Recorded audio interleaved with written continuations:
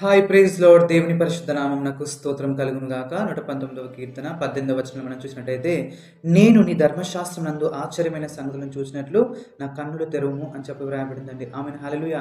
ప్రియ దైవజనమా, ఈ రోజుల్లో మనం చాలా మందిని చూసినట్టయితే వారికి దైవ జ్ఞానం లేక, వారి ఆత్మీయ నేత్రాలు తెరవబడక, వారు పరిశుద్ధ గ్రంథమును తప్పుగా అర్థం చేసుకొని ఇదొక భూతు పుస్తకం అని చెప్పి వారు తప్పుగా దేవుని గురించి, పరిశుద్ధ గ్రంథం గురించి ప్రచారం చేసే వారిగా ఉంటారు.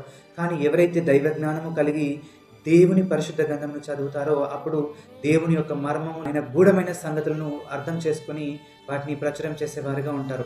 కాబట్టి ఈరోజు మనం పరిశుద్ధ గ్రంథములోని దేవుని ఆశ్చర్యమైన కార్యములు మనం అర్థం చేసుకోవాలి అని అంటే మొట్టమొదటిగా మన ఆత్మీయ నేత్రాలు అనేది తెరవబడాలి. కాబట్టి దాని నిమిత్తము మనం దేవుణ్ణి అడిగే వారిగా ఉండాలి. దేవా, నీ ధర్మశాస్త్రంలోని ఆశ్చర్యమైన సంగతులు నేను తెలుసుకున్నట్లు నా కన్నులు తెరవమని చెప్పి మనం ఎప్పుడైతే అడుగుతామో దేవుడు మన ఆత్మీయ నేత్రాలు తెరిచి మనకు జ్ఞానం దయచేస్తాడు. కాబట్టి అప్పుడు పరిశుద్ధ గ్రంథంలోని మర్మములను మనం తెలుసుకోగలుగుతాము.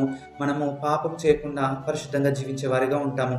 ప్రభువట్టి కృప మనందరికీ దయచేయును గాక. ఆమేన్. హల్లెలూయా.